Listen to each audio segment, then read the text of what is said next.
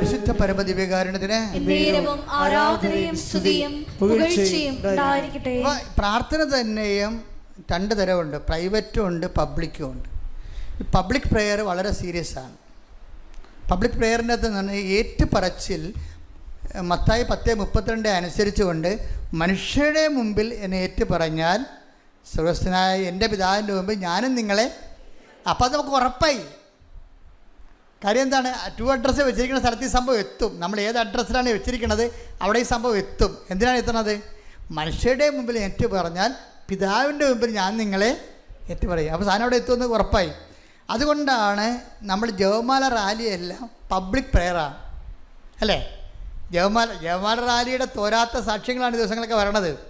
ഇപ്പോൾ ഈ ടിജിയുടെ സാക്ഷ്യത്തിൽ പറയണേ, ഞാൻ ഇവിടെ ഉടമ്പടി, ഇവിടെ ജപമാല റാലിയുടെ ദിവസം ഞാൻ ഭർത്താവും ലീവ് എടുക്കും, എന്നിട്ട് ഞങ്ങൾ രണ്ടുപേരും മാത്രം, അവിടെ വേറെ ആരുമില്ല ഞങ്ങളുടെ കൂടെ വരാനൊന്നും, അതുകൊണ്ട് ഞങ്ങൾ രണ്ടുപേരും മാത്രം കൊന്തയും ചൊല്ലി 12 കിലോമീറ്റർ, ഇവിടെ എത്ര കിലോമീറ്ററാണ് അച്ഛനും ആൾക്കാരും നടക്കുന്നത് അത്രയും കിലോമീറ്റർ ഞങ്ങൾ നടക്കുമെന്നു. അവർ രണ്ടുപേരേ ഉള്ളൂ ജവഹർ റാലിയിൽ, ഭാര്യയും ഭർത്താവും മാത്രം. ഈ മഞ്ഞത്ത് അത് -നെഗറ്റീവ് നടക്കുകയാണ്, മഞ്ഞത്ത് നടന്ന് 20 കിലോമീറ്റർ 12 കിലോമീറ്റർ അവർ പരസ്യമായി ജപമാലയും ഇട്ടുകൊണ്ട്, ജപമാലയും കാണിച്ചുകൊണ്ട്, പ്രാർത്ഥിച്ചുകൊണ്ട് മനുഷ്യരുടെ മുമ്പിൽ ഏറ്റു പറയുക. എൻ്റെ ദൈവാനുഭവത്തിന് ഒരു പഞ്ഞവുമില്ല, നമ്മൾ പഞ്ഞം ഉണ്ടാക്കുന്നതാണ്. എന്താ കാര്യം? നമ്മൾ ഇതുപോലൊന്നും നമ്മൾ വിടത്തില്ല. പലതും വിട്ടുപിടിച്ചിട്ട് ഇതൊരു സൈഡ് ലൈനിൽ ഇങ്ങനെ ഒപ്പിച്ചുണ്ടാക്കണ പോലെ ചേർത്ത് വെച്ചിട്ട് എങ്ങനെയെങ്കിലും ഒന്ന് ഒപ്പിച്ചെടുക്കാൻ നോക്കും ഈ ഉടമ്പടി. പക്ഷെ ഉടമ്പടി അങ്ങനെ ഒക്കത്തില്ല. കാര്യം ഉടമ്പടി ബൈലാറ്ററൽ എഗ്രിമെൻ്റ് ആയത് കാരണം ദൈവത്തിനാണെങ്കിൽ എപ്പോഴും എൻ്റെ മക്കൾ ഒരു ആധ്യാത്മിക രഹസ്യം മനസ്സിലാക്കണം.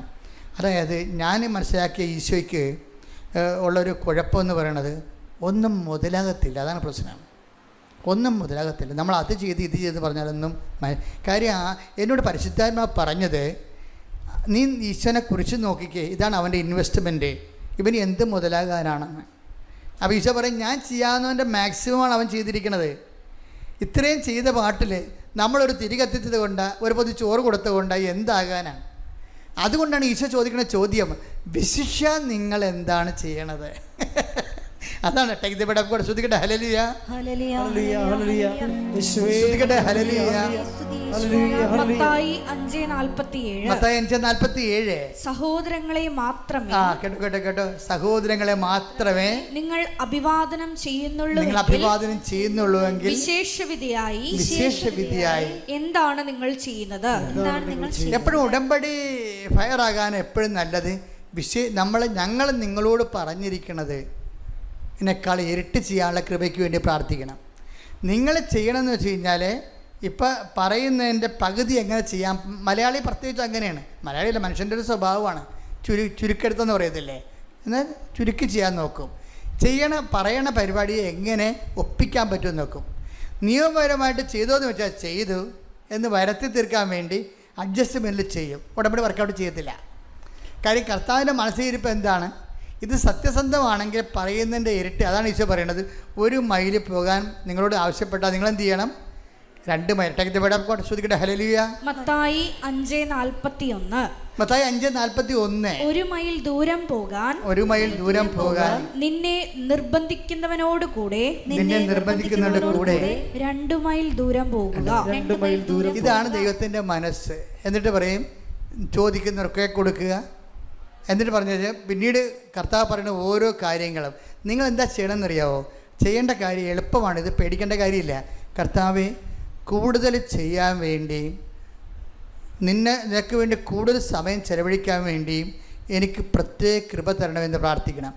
നിങ്ങൾ പ്രാർത്ഥിക്കുന്നതിൻ്റെ പല പ്രശ്നം വെച്ച് കഴിഞ്ഞാൽ എല്ലാം നിങ്ങളെ ഉടമ്പടിയിൽ എഴുതിയിട്ടിരിക്കുന്ന കാര്യങ്ങളാണ് മക്കൾ എപ്പോഴും പ്രാർത്ഥിക്കുന്നത്. അത് നിങ്ങൾ ആ മനുഷ്യന്മാരുടെ സ്വഭാവമാണ്, പ്രാർത്ഥിച്ചു പോകും. പക്ഷേ അതുകൊണ്ട് വർക്കൗട്ട് ചെയ്യത്തില്ല. മനുഷ്യന്മാരുടെ സ്വഭാവമാണ്, പ്രാർത്ഥിച്ചു പോകും, പക്ഷേ അതുകൊണ്ട് വർക്കൗട്ട് ചെയ്യത്തില്ല. ഉടമ്പടി കംപ്ലീറ്റ് യൂട്ടേണാണ്. നിങ്ങളുടെ വിഷയം നിങ്ങൾ എറിഞ്ഞു കളയണം. ദൈവത്തിരുന്ന് ഡംപ് ചെയ്യണം നമ്മൾ കൊണ്ടുവന്ന്. ഇനി അത് കർത്താവ് നോക്കാൻ പറയുകയാണ്. ഞാൻ എന്ത് ചെയ്യും? നിങ്ങൾ ആദ്യം ദൈവരാജ്യത്തെയും അതിൻ്റെ നീതിയെയും കുറിച്ച് അന്വേഷിക്കും. മനസ്സിലായില്ലേ? ആദ്യം ചെയ്യേണ്ട പ്രയോറിറ്റി ആ വാക്കുകൂടി എടുത്ത് 10:33 എടുത്ത് ശ്രുതികട ഹല്ലേലൂയ. 6:33 ശ്രുതികട ഹല്ലേലൂയ. മത്തായി 6:33 നിങ്ങൾ ആദ്യം അവിടുത്തെ രാജ്യവും അവിടുത്തെ നീതിയും അന്വേഷിക്കുക, അതോടൊപ്പം മറ്റുള്ളവയെല്ലാം നിങ്ങൾക്ക് ലഭിക്കും. അപ്പം മറ്റുള്ളവയെല്ലാം എന്ന് പറയുമ്പോൾ കമ്പനിക്കാരൻ പറഞ്ഞ് നടക്കുന്നത്. ഇപ്പം തന്നെ ഈ ടിജിയുടെ അവസ്ഥ എന്താ അറിയാമോ?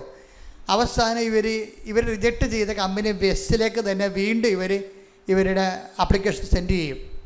ആപ്ലിക്കേഷൻ സെൻഡ് ചെയ്യുമ്പോൾ ടിജി എന്താ പറയണത്? കമ്പനിയല്ല കർത്താവ്, യേശുവാണ് കർത്താവ് എന്നല്ലേ അവൾ പറയണത്. അത് ഭർത്താവിനോട് പറഞ്ഞിരിക്കുകയാണ്. നിങ്ങൾ വിഷമിക്കേണ്ട കാര്യമൊന്നുമില്ല, അവന്മാർ പോകാൻ പറ, അവനാണ് കർത്താവുണ്ട് എനിക്ക്, അവൻ പറയുമ്പോൾ ഞാൻ അനുസരിക്കും. ഇപ്പോൾ വീണ്ടും അവൾ സെൻഡ് ചെയ്യും. ഈ സംഭവം വീണ്ടും സെൻഡ് ചെയ്യുമ്പോൾ എന്ത് പറ്റുമെന്ന് അറിയാൻ പറ്റില്ല. അവന്മാർ ഇവരെ കോൾ ഫോർ ചെയ്യും, വരാൻ പറയുമ്പോൾ ആപ്ലിക്കേഷൻസ് ഇവർ വെരിഫൈ ചെയ്യും.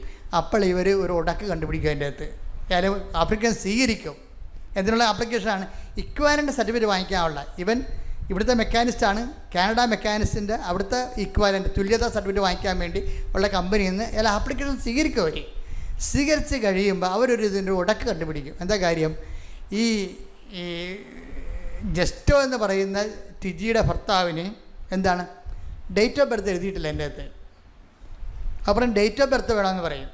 ഇപ്പോൾ ഡേറ്റ് ഓഫ് ബർത്ത് ഒരു 5-5.5 പണിയാണ്. എന്താ പ്രശ്നം വെച്ച് കഴിഞ്ഞാൽ അപ്പോൾ ടിജി പറയുവേ, എൻ്റെ ഹസ്ബൻഡ് വീട്ടിലാണ് ജനിച്ചത്, അതുകൊണ്ട് റെക്കോർഡ് ചെയ്തിട്ടില്ല എന്ന് പറഞ്ഞ് ഇവർ റെക്കോർഡ് ഗവൺമെൻറ് റെക്കോർഡിൽ ഇല്ലെന്ന് പറയും. സത്യമാണ്, ഗവൺമെൻറ് റെക്കോർഡിൽ ഇല്ലത് എന്ന് പറഞ്ഞ് ഇവൾ മെയിലേക്കും. അപ്പോൾ അവർ പറയും, നിങ്ങളുടെ ഹസ്ബൻഡ് നാട്ടിലുള്ള വിദ്യാഭ്യാസ സർട്ടിഫിക്കറ്റ് തരാൻ പറയും, വിദ്യാഭ്യാസ സർട്ടിഫിക്കറ്റ്.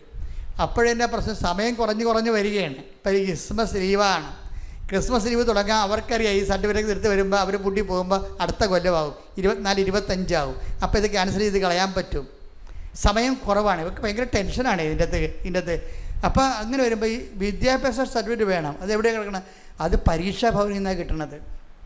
പരീക്ഷാ ഭവനിൽ നിന്ന് ട്രിവാൻഡ്രം പരീക്ഷാ ഭവനിൽ പോയി ഇവൻ്റെ പരീക്ഷാ സർട്ടിഫിക്കറ്റ് എടുത്തിട്ട് അതിൻ്റെ അകത്ത് ഡേറ്റ് ഓഫ് ബർത്ത് ഉണ്ട്, അത് സെൻഡ് ചെയ്യണം. സെൻഡ് ചെയ്യണ സമയത്ത് കാര്യം അതിന് എക്സ്പ്രസ് മെയിലിൽ സെൻഡ് ചെയ്യാൻ പറ്റത്തുള്ളൂ. 3 ദിവസമേ ഉള്ളൂ. അവർ ലീവ് അടിച്ച് പൂട്ടിപ്പോയാൽ പിന്നെ 1.5 മാസം കഴിഞ്ഞേ വരത്തുള്ളൂ. കാനഡയിലെ ക്രിസ്മസ് ഹോളിഡേയ്സ് തുടങ്ങുകയാണ്.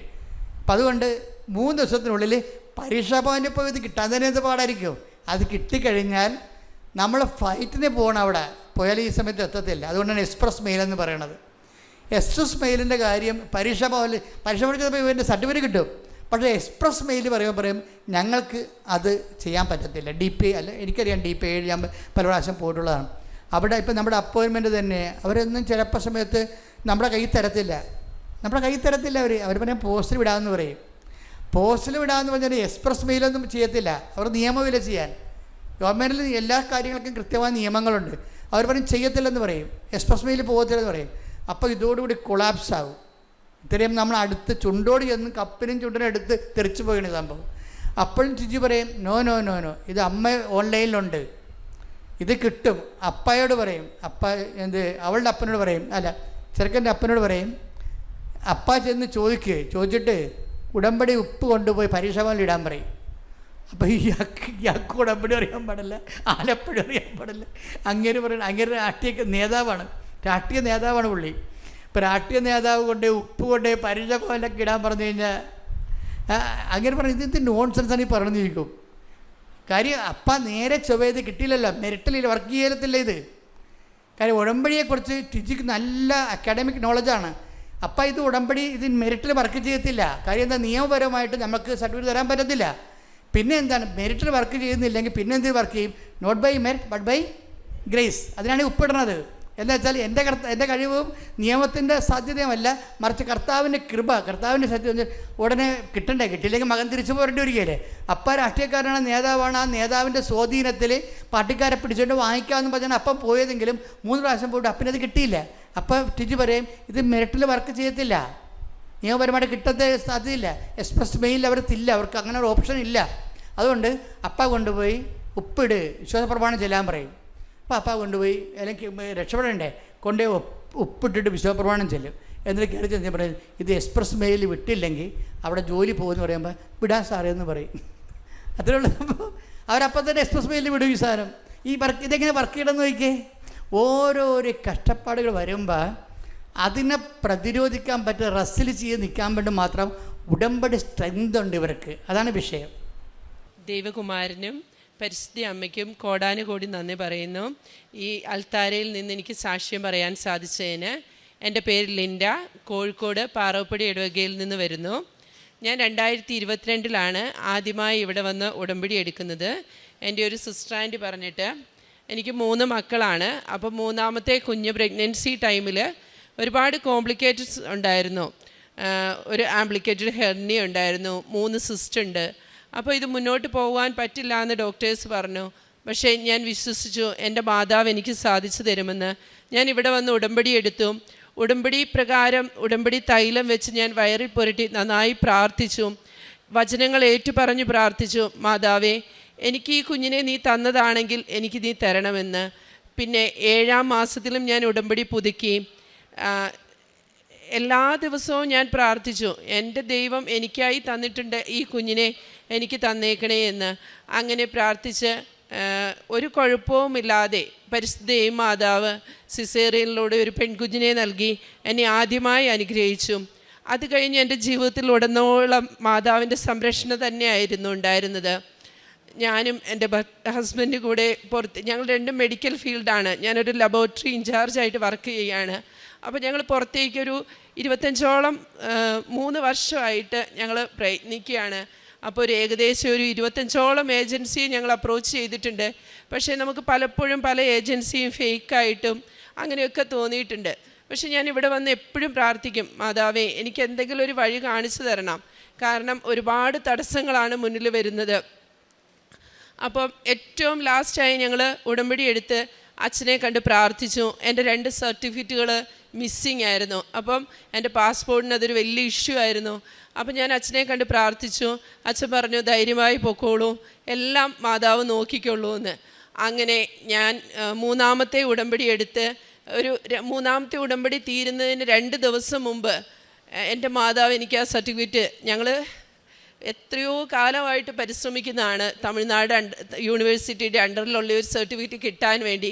പക്ഷേ ഞങ്ങളുടെ പരിശ്രമങ്ങൾ ഒന്നും എവിടെയും എത്തിച്ചില്ല. ഞാൻ മാതാവിനോട് പറഞ്ഞു, മാതാവ് കേട്ടു. ഞാൻ ഉടമ്പടി എടുത്ത് എനിക്ക് 2 മാസത്തിനുള്ളിൽ ആ സർട്ടിഫിക്കറ്റ് എനിക്ക് കൊറിയറായി കിട്ടുകയും ചെയ്തു. അത് കഴിഞ്ഞ് ഈ ജൂലൈ മാസം ഞാൻ പിന്നെയും ട്രൈ ചെയ്തു. ഞങ്ങൾക്ക് പുറത്ത് പോകണം, കാരണം സാമ്പത്തികമായിട്ട് ഞങ്ങളുടെ 2 പേരുടെ ജോലിയിലൊന്നും പറ്റുന്നില്ല. അപ്പോൾ ഞങ്ങൾക്ക് കുറച്ച് കടങ്ങളുണ്ട്. അപ്പോൾ പിന്നെയും ഞങ്ങൾ ട്രൈ ചെയ്തുകൊണ്ടേയിരുന്നു. അവസാനം ഈ ജൂലൈ മാസം ഞങ്ങൾക്കൊരു ഫ്രണ്ട് വഴി ഒരു ഏജൻസി ആയിട്ട് പരിചയപ്പെട്ടു. അപ്പം നമുക്ക് തോന്നി അവരുമായിട്ട് ഞാൻ ഇത്രയും കാലം പ്രാർത്ഥിച്ചുകൊണ്ടിരുന്നത് എനിക്ക് പുറത്തേക്ക് പോകാനുള്ള വഴി തരണേ. പക്ഷേ എൻ്റെ ഒരു കസിൻ ബ്രദർ പറഞ്ഞു, അവൻ സ്പിരിച്വലായിട്ടൊക്കെ കുറച്ച് ചേച്ചി ഒരിക്കലും മാതാവിനോട് ചോദിച്ച് വാങ്ങരുത്, മാതാവിന് ഇഷ്ടമുണ്ടെങ്കിൽ തരും. അന്ന് മുതൽ ഞാൻ എൻ്റെ പ്രാർത്ഥനകളൊക്കെ മാറ്റി, മാതാവേ അങ്ങയുടെ പ്രത്യക്ഷീകരണത്തിന് എന്നെ സാക്ഷിയാക്കണേ എന്ന് മാത്രമേ ഞാൻ പ്രാർത്ഥിച്ചുള്ളൂ. കാരണം ഞാൻ എൻ്റെ ജീവിതത്തിൽ ഏറ്റവും കൂടുതൽ വചനം, ഏറ്റവും സങ്കടങ്ങളും വിഷമങ്ങളും വരുമ്പോൾ ജെറേമിയ 29:11 കർത്താവ് അരുളിച്ചെയ്യുന്നു, നിങ്ങളെക്കുറിച്ചുള്ള പദ്ധതി എൻ്റെ മനസ്സിലുണ്ട്, അത് നിങ്ങളുടെ നാശത്തിനുള്ളതല്ല ക്ഷേമത്തിനുള്ളതാണ്, നിങ്ങൾക്ക് ശുഭമായ ഭാവിയും പ്രത്യാശയും നൽകുന്ന പദ്ധതി. എല്ലാവരോടുമായിട്ട് ഞാൻ പറയണം, നമുക്ക് എത്ര വേദനയുണ്ടെങ്കിലും ഞാൻ ഉരുവിട്ട് പ്രാർത്ഥിച്ചുകൊണ്ടിരുന്നു. ഇത് മാത്രം, ഞാൻ വേറൊന്നും പ്രാർത്ഥിച്ചില്ല. ഈ വചനം എൻ്റെ മനസ്സിൽ എഴുതി ഇവിടെ പറയുന്ന എല്ലാ മെസ്സേജുകളും ഞാൻ ക്യാച്ച് ചെയ്യുമായിരുന്നു. കിട്ടുന്ന സമയങ്ങളൊക്കെ ഞാൻ ഇവിടുത്തെ അച്ഛൻ പറയുന്ന എല്ലാ മെസ്സേജുകളും നോക്കി അതിന് മാതാവേ അങ്ങയുടെ പ്രത്യക്ഷീകരണത്തിന് എന്നെ സാക്ഷിയാക്കണേ എന്ന് പ്രാർത്ഥിച്ചുകൊണ്ടിരുന്നു. അവസാനം ഞാനും എൻ്റെ ഹസ്ബൻഡും പോയി ഈ ഏജൻസിയെ അത്യാവശ്യം കുഴപ്പമില്ല, നമുക്ക് കൺവിൻസ് ആയെന്ന് തോന്നി. അപ്പോൾ ഞങ്ങൾ ഈ തീരുമാനം എടുക്കുന്നതിന് മുമ്പ് ഞങ്ങൾ 2 പേരും ഒരു ധ്യാനത്തിന് പോയി.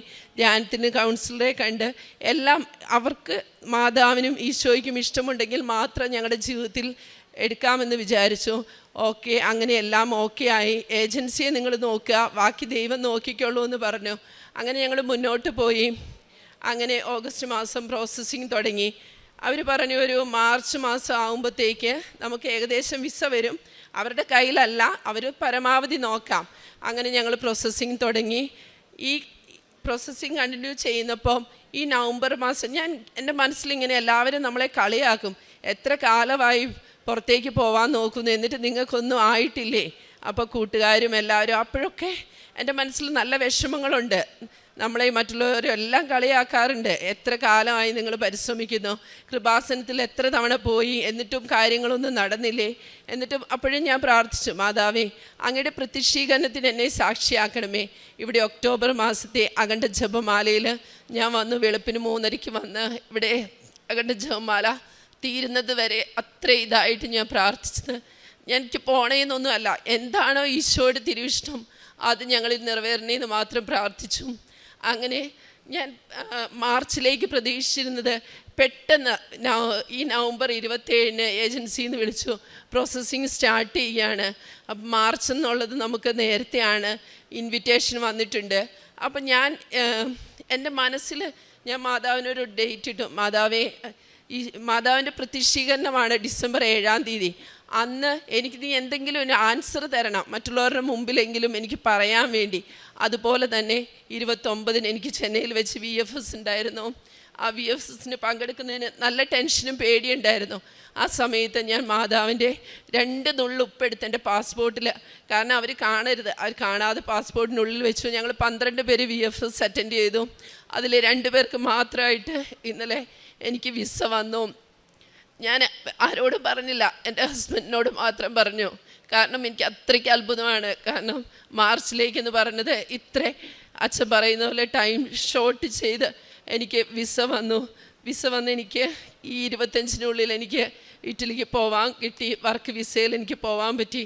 എത്ര നന്ദി പറഞ്ഞാലും മാതാവിന് ഞാൻ എന്നിട്ട് ആരോടും പറഞ്ഞില്ല. ഞാൻ ഈ അൾത്താരയിൽ വന്ന് സാക്ഷ്യം പറഞ്ഞതിന് ശേഷം മാത്രം എൻ്റെ വീട്ടിലെ മക്കളോ ആരോടെങ്കിലും പറയുള്ളൂ എന്നുള്ള എൻ്റെ ഉറച്ച തീരുമാനത്തിൽ ഇന്നലെ ലീവ് അപ്ലൈ ചെയ്ത് ഞാൻ കയറി. ഞാൻ ഒറ്റയ്ക്കേ ഉള്ളൂ, കാരണം ആർക്കും പെട്ടെന്ന് വരാൻ പറ്റിയില്ല. എന്നാലും എനിക്ക് ഈ അൾത്താരയിൽ വന്ന് എൻ്റെ മാതാവ് എനിക്ക് തന്ന ആ സാക്ഷ്യം അറിയിക്കാനുള്ള അത്രയ്ക്ക് എനിക്കൊരു സന്തോഷമായിരുന്നു. ഞാനത് ഓപ്പൺ ചെയ്തില്ല, കാരണം എനിക്കിവിടെ വന്നിട്ട് ഇവരുടെ ബ്ലെസ്സിങ്സോടുകൂടി മാത്രം ഞാനത് ഓപ്പൺ ചെയ്ത് എൻ്റെ വിസ വന്നു. എനിക്ക് 28-ാം തീയതി എനിക്ക് ഇറ്റലിക്കുള്ള ടിക്കറ്റും ആയിട്ടുണ്ട്. എത്ര നന്ദി പറഞ്ഞാൽ. അതേപോലെ തന്നെ ഒരുപാട് അനുഗ്രഹങ്ങൾ. ഞാൻ വർക്ക് ചെയ്യുന്ന സ്ഥലത്ത് ഞാനൊരു ഇൻചാർജ്. അപ്പം എൻ്റെ അണ്ടറിൽ 20ഓളം സ്റ്റാഫുകളുണ്ട്. പക്ഷേ അവരുടെയൊക്കെ ഇടയിൽ എനിക്ക് എൻ്റെ മാതാവിനെ അറിയിക്കാനും, അവരെപ്പോഴും പറയും എന്ത് വന്നാലും ചേച്ചിയുടെ മാതാവ് നമ്മളെ കാത്തുകൊള്ളും, എന്ത് കാരണം വന്നാലും. അപ്പോൾ എനിക്ക് അത്രയൊക്കെ. പിന്നെ അതേപോലെ തന്നെ ഞാൻ ഉടമ്പടി എടുത്ത് മറ്റുള്ളവരോർക്ക് പറഞ്ഞു കൊടുക്കുമ്പോൾ എൻ്റെ തൊട്ടടുത്ത വീട്ടിലെ ചേച്ചി, ആ ചേച്ചി ഇവിടെ വന്ന് ഉടമ്പടി എടുത്തു. പക്ഷേ ആ ചേച്ചി 1 മാസത്തിനുള്ളിൽ ചേച്ചി പ്രതീക്ഷിക്കാതെ UK-യിൽ വിസ കിട്ടി പോവുകയൊക്കെ ചെയ്തു. അങ്ങനെ ഒരുപാട് അനുഗ്രഹങ്ങളാണ്. കാരുണ്യ പ്രവൃത്തികളെന്ന് പറഞ്ഞു കഴിഞ്ഞാൽ ഞങ്ങളുടെ അവിടെ അടുത്തൊരു ഓർഫനേജ് ഉണ്ട്. അപ്പോൾ അവിടെ പോയിട്ട് ഞാൻ അവിടെ സിസ്റ്റർമാരെ ഹെൽപ്പ് ചെയ്യും. എനിക്ക് പറ്റാവുന്ന എല്ലാ സഹായങ്ങളും രാവിലെ ഞാൻ ചെയ്യാറുണ്ട്. പാവപ്പെട്ട രോഗികളായിരിക്കും, അവർക്ക് എന്നെക്കൊണ്ട് പറ്റാവുന്ന എല്ലാ സഹായങ്ങളും ക്യാഷായിട്ട് എനിക്ക് പറ്റുന്നത്. അല്ലെ അവർ ഒരുപാട് എനിക്ക് ഏറ്റവും മീൻസ് അവർക്ക് ഭയങ്കര പേടി മരണചിന്തയൊക്കെ വരുമ്പോൾ എനിക്ക് അവർക്ക് പോസിറ്റീവായിട്ട് എനർജി കൊടുക്കാൻ പറ്റും. പിന്നെ ആത്മീയമായിട്ടെന്ന് പറഞ്ഞു കഴിഞ്ഞാൽ ഞാൻ ഒരുപാട് മാറി. എനിക്ക് ഒരുപാട് ദേഷ്യം ഉണ്ടായിരുന്നു, എൻ്റെ സ്റ്റാഫുകൾ തെറ്റ് ചെയ്താൽ ക്ഷമിക്കാൻ പറ്റാത്തത്, അതൊക്കെ എനിക്ക് ക്ഷമിക്കാൻ പറ്റി. പിന്നെ ഭയങ്കര സ്വാർത്ഥതയായിരുന്നു, അതൊക്കെ മാറി. എന്താണോ ദൈവം എനിക്ക് തന്നിരിക്കുന്നത് അത് മാത്രം മതി. വീട്ടിലാണെങ്കിലും എല്ലാവരോടും എളിമയോടും നന്നായിട്ട് പെരുമാറാൻ പഠിച്ചു. പിന്നെ പ്രാർത്ഥനയാണെങ്കിൽ എല്ലാ ദിവസവും ഞാൻ 91-ാം സങ്കീർത്തനം വായിച്ചിട്ടേ കിടക്കാറുള്ളൂ. അരമണിക്കൂർ ബൈബിൾ വായിക്കും, എങ്കിലും 91-ാം സങ്കീർത്തനം ഉരുവിട്ട് പ്രാർത്ഥിച്ചിട്ട് മാത്രമേ ഞാൻ കിടക്കാറുള്ളൂ. എൻ്റെ 3 മക്കൾക്ക് നെറ്റിയിൽ, ഭർത്താവിനും നെറ്റിയിൽ തൈലം പൂശി പ്രാർത്ഥിച്ചിട്ട് മാത്രമേ ഞങ്ങൾ കിടക്കാറുള്ളൂ. എല്ലാവരും കൃപാസനത്തിന്. എൻ്റെ മോള് 10-ൽ ഈ വർഷം പരീക്ഷ എഴുതുകയാണ്.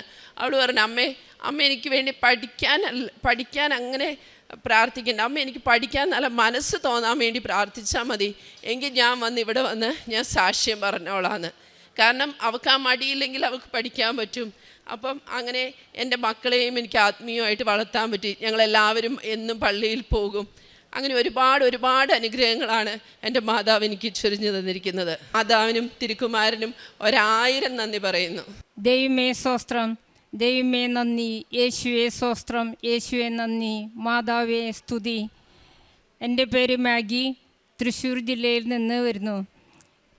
ഞാൻ ജോലി സംബന്ധമായിട്ട് മലപ്പുറത്തേക്ക് ട്രാൻസ്ഫർ കിട്ടി അങ്ങോട്ട് പോയി. അവിടെ ചെന്നതിന് പിറ്റേ ദിവസം, അതായത് 2024 നവംബർ 10 തീയതിയാണ് ഞാൻ തൃശ്ശൂരിൽ നിന്ന് മലപ്പുറത്തെത്തിയത്. നവംബർ 11 തീയതി ബാത്റൂമിൽ ഞാൻ വീണു. എൻ്റെ സ്പൈനൽ കോഡ് 3 സൈഡിലായിട്ട് പൊട്ടി. ഇടതേ കൈ 2 സൈഡിൽ ഒടിഞ്ഞു. പ്ലാസ്റ്റർ ഇട്ടു. ഡോക്ടറെ അടുത്ത് പോയി പ്ലാസ്റ്റർ ഇട്ടു. ഡോക്ടർ പറഞ്ഞു സ്പൈനൽ കോഡിന് ട്രീറ്റ്മെൻ്റ് ഇല്ല, കിടക്കുക മാത്രമേ നിവൃത്തിയുള്ളൂ എന്ന് പറഞ്ഞു. ഡോക്ടർ അത് പറഞ്ഞതിന് കാരണം ഞാൻ ഏജ്ഡാണ്, 58 വയസ്സുണ്ട്, അതുകൊണ്ട് ഓപ്പറേഷൻ ചെയ്യാൻ പറ്റില്ല എന്ന് പറഞ്ഞു. 9 മാസം കിടക്കാനാണ് പറഞ്ഞത്. 9 മാസം കിടന്നിട്ടും ശരിയായില്ലെങ്കിൽ ജീവിതകാലം മുഴുവനും ബെഡിൽ തന്നെ കിടക്കണമെന്ന് പറഞ്ഞു. ഞാൻ ആകെ വിഷമിച്ചു പോയി. സഹായിക്കാനായിട്ട് ആരുമില്ല. അങ്ങനെ ഞാൻ മാതാവിനോട് പ്രാർത്ഥിച്ചു. മാതാവിൻ്റെ ഭക്തയായിരുന്നു. കുറേ നാളായിട്ട് കോളേജിലൊക്കെ പഠിച്ചുകൊണ്ടിരിക്കുമ്പോൾ ഞാൻ അതിൽ നിന്നൊക്കെ വിട്ടുപോയിരുന്നു. പിന്നീട് മാതാവിൻ്റെ അടുത്തേക്ക് എത്താനുള്ള ഒരു വഴിയായിട്ടാണ് ഞാനതിനെ കണ്ടത്. വീണ്ടും ഞാൻ മാതാവിനെ വിളിക്കുകയും യേശുവിനോട് കരഞ്ഞപേക്ഷിക്കുകയും ചെയ്തു. അങ്ങനെ ഇരിക്കുന്ന സമയത്ത് എൻ്റെ 2 മാസം കഴിഞ്ഞപ്പോൾ എന്നെ കാണാനായിട്ട്, എൻ്റെ അവസ്ഥ അറിഞ്ഞുകൊണ്ട് എന്നെ കാണാനായിട്ട് തൃശ്ശൂരിൽ നിന്ന് എൻ്റെ കൂട്ടുകാർ വന്നു. അതിൽ ഒരാൾ കൃപാസനത്തിൽ ഉടമ്പടി എടുത്തിട്ട് അതിൻ്റെ കൃപാസനത്തിലത്തെ തൈലം കൊണ്ടാണ് വന്നത്. എന്നിട്ട് എന്നോട് പറഞ്ഞു, മാഗി, ഇത് നീ ഒരു നിയോഗം വെച്ചിട്ട്, ഒരു സമയം വെച്ചിട്ട് ഇത് ഞാൻ നിനക്ക് ഉപയോഗിക്കാൻ പ്രാർത്ഥിച്ചോളൂ എന്ന് പറഞ്ഞു. അങ്ങനെ പ്രാർത്ഥനയോടുകൂടി എൻ്റെ പുറത്ത് നട്ടെല്ലിൻ്റെ അവിടെ ആ ഫ്രണ്ട് സിബി എന്നാണ് പേര്, സിബിനിക്ക് തൈലിട്ട് തന്നു. അങ്ങനെ അവൾ 9 ദിവസം എൻ്റെ കൂടെ നിന്ന് 9 ദിവസം നിയോഗം വെച്ച് പ്രാർത്ഥിച്ച് ഇട്ട് തന്നു. 1.5 മാസം കഴിഞ്ഞപ്പോൾ എനിക്ക് മെഡിസിനൊന്നും ഉണ്ടായിരുന്നില്ല. വെറുതെ കിടക്കലും മാത്രമല്ല, ബാത്റൂമിലൊന്നും പോകാൻ പറ്റില്ലായിരുന്നു. എല്ലാം ബെഡിലാണ് പോയിരുന്നത്. എന്നിട്ട് 1.5 മാസം കഴിഞ്ഞപ്പോൾ ഞാൻ എഴുന്നേറ്റ് നടന്നു. ദൈവമേ സ്തോത്രം, ദൈവമേ നന്ദി, മാതാവേ നന്ദിയുണ്ട്.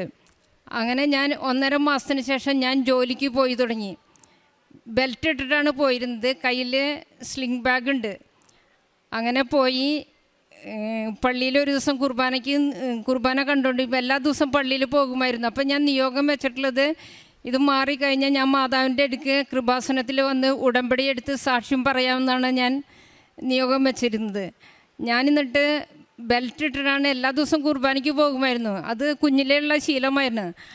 അങ്ങനെ ഞാൻ ബെൽറ്റ് ഇട്ടിട്ടാണ് പോയിരുന്നത്. ഒരു ദിവസം കുർബാനയ്ക്ക് നിൽക്കുമ്പോൾ ഓസ്തി ഉയർത്തണ നേരത്ത് എനിക്ക് അസ്വസ്ഥത തോന്നി. ഞാൻ പള്ളിയുടെ പിന്നിൽ വന്ന് ബെൽറ്റ് ഊരി കളഞ്ഞു. പിന്നീട് ഞാൻ ഇതുവരെ ബെൽറ്റ് ഇട്ടിട്ടില്ല, മാതാവിൻ്റെ കൃപ. അങ്ങനെ എനിക്ക് നടക്കാനൊക്കെ ഭയങ്കര പൂർണ്ണ സുഖം കിട്ടി. പക്ഷേ വേറൊരു പ്രോബ്ലം എനിക്ക് അതിൽ കൂടെ ഉടലെടുത്തു. ഞാനിവിടെ കൃപാസനത്തിൽ വന്ന് ഉടമ്പടി എടുക്കുന്നത് 2025 17/7 അങ്ങനെ ഉടമ്പടി എടുത്ത് പോയി. ഒരു 2-3 ദിവസം കഴിഞ്ഞപ്പോൾ എൻ്റെ നാവിൻ്റെ താഴെ ഒരു ചെറിയ ഗ്ലാൻഡ് വന്നു.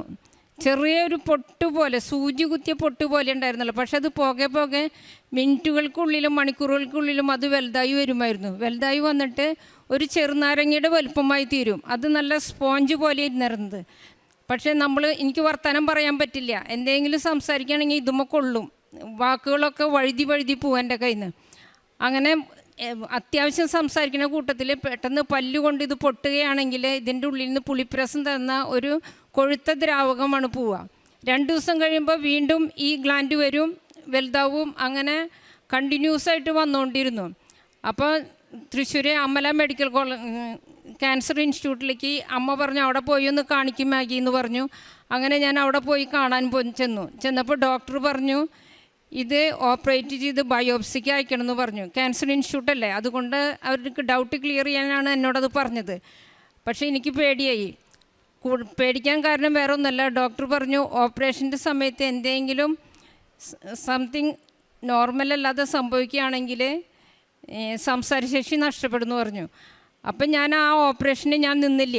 ഞാൻ അമ്മോട് വന്ന് പറഞ്ഞപ്പോൾ അമ്മ പറഞ്ഞു മാതാവിനോട് പ്രാർത്ഥിക്കുക. എൻ്റെ അമ്മ മാതാവിൻ്റെ ഭയങ്കര ഭക്തിയാണ്. അപ്പം മാതാവിനോട് നീ പ്രാർത്ഥിക്കുന്നു പറഞ്ഞു. അങ്ങനെ നീ കൃപാസനത്തിൽ ഉടമ്പടി എടുത്തതല്ലേ, മാതാവിനോട് പ്രാർത്ഥിക്കുന്നു പറഞ്ഞു. എന്നിട്ട് ഞാൻ ഇവിടുന്ന് കൊണ്ടുപോയിട്ടുള്ള ഉപ്പ് വെള്ളത്തിൽ കലക്കി കുടിക്കുകയും മാതാവിനോട് മുട്ടിപ്പായി പ്രാർത്ഥിക്കുകയും ചെയ്തതിൻ്റെ ഫലമായി ആ ഗ്ലാൻഡ് ഇപ്പോൾ ഇല്ല. 2 മാസത്തോളമായിട്ട് അത് വന്നിട്ടേ ഇല്ല. അല്ലെങ്കിൽ തുടർച്ചയായിട്ട് ബയോപ്സിക്ക് അത് പറഞ്ഞു ഞാൻ. ബയോപ്സി ഓപ്പറേറ്റ് ചെയ്തില്ല, ബയോപ്സിക്ക് കൊടുക്കേണ്ടി വന്നില്ല. എൻ്റെ മുഴ പോയി. അങ്ങനെ 2 മാസത്തോളം ഇപ്പം എനിക്കത് വന്നിട്ട്. ദൈവത്തിന് നന്ദി, ദൈവത്തിന് സ്തോത്രം. ഞാൻ കാരുണ്യപ്രവൃത്തി ചെയ്യണത് തൃശ്ശൂർ തന്നെ ഒരു പോപ്പ് പോൾ മേഴ്സി ഹോം എന്ന് പറഞ്ഞിട്ട് തൃശ്ശൂർ രൂപതയുടെ ഒരു സ്ഥാപനമുണ്ട്. അവിടെ മംഗോളിസം വന്ന പിള്ളേർ, കൈയും കാലും വളഞ്ഞ പിള്ളേർ, അങ്ങനെ ചെറിയ കുട്ടികളാണ് ഉള്ളത്. കെടുപ്പാണ് അവരെ കുളിപ്പിക്കാൻ ആഴ്ചയിൽ ഒരു ദിവസം പോയി കുളിപ്പിക്കുകയും അവർക്ക് ഭക്ഷണം കൊടുക്കുകയും ചെയ്യും. പിന്നെ അടുത്ത വീടുകളിൽ ഫ്രണ്ട്സിൻ്റെ വീട്ടിൽ നിന്നൊക്കെ വസ്ത്രങ്ങൾ, പഴയ വസ്ത്രങ്ങൾ, അവർ ഉപയോഗിക്കാത്ത വസ്ത്രങ്ങൾ കളക്ട് ചെയ്തിട്ട് ഞാൻ കൊണ്ടുപോയി കൊടുക്കും. എന്തിനാണെന്ന് വെച്ചാൽ അവർക്ക് തുടയ്ക്കാനായിട്ടാണ്. അവർ ഒരു പ്രാവശ്യം ഉപയോഗിച്ച തുണി പിന്നെ ഉപയോഗിക്കില്ല, അത് അങ്ങനെ തന്നെ കത്തിച്ച് കളയുക ചെയ്യുക. അപ്പോൾ അവർക്ക് തുണികൾ കുറേ ആവശ്യമുണ്ട്. അപ്പോൾ ഞങ്ങളിങ്ങനെ കളക്ട് ചെയ്തിട്ട് കൊണ്ടു കൊടുക്കുമായിരുന്നു. പിന്നെ ഇവിടെ മലപ്പുറത്ത് ഞാൻ ചെയ്യണത് മഞ്ചേരിയിൽ ഉച്ചയ്ക്ക് ഭക്ഷണം കൊടുക്കും. ആഴ്ചയിൽ ഒരു ദിവസം വഴിയോരത്ത് ഭിക്ഷയാച്ചിരിക്കുന്നവർക്ക് ഭക്ഷണം ഉണ്ടാക്കി വീട്ടിൽ നിന്ന് ഉണ്ടാക്കി കൊണ്ടു കൊടുക്കും. അതുപോലെ തന്നെ നമ്മുടെ പത്രം ഞാൻ മഞ്ചേരിയിൽ തന്നെ വഴിയരുത്ത് ബസ് കയറാൻ ബസ് സ്റ്റോപ്പിലൊക്കെ നിൽക്കുന്നവർക്ക് എൻ്റെ അനുഭവസാക്ഷ്യം പറഞ്ഞുകൊണ്ടാണ് ഞാൻ അവർക്ക് പത്രം കൊടുക്കുന്നത്. അതുപോലെ കടകളിലും കയറി പത്രം കൊടുക്കും. ഇന്ന് ഞാൻ ഉടമ്പടി പുതുക്കിയിട്ടുണ്ട്. നാളെ റാലിക്ക് പോകേണ്ട കാരണമാണ് ഞാൻ ഇന്ന് ഇതിനായിട്ട് പുതുക്കാനായിട്ട് വന്നത്. അല്ലെങ്കിൽ ഞാൻ കഴിഞ്ഞ ആഴ്ച വന്ന് പുതുക്കേണ്ടതായിരുന്നു. 2 പ്രാവശ്യം നടക്കാതിരിക്കാൻ വേണ്ടി, യാത്ര ഇല്ലാതിരിക്കാൻ വേണ്ടി ഇന്നേക്ക് മാറ്റിവെച്ചു. ഉടമ്പടി പുതുക്കി. ദൈവമേ സ്തോത്രം, ദൈവമേ നന്ദി.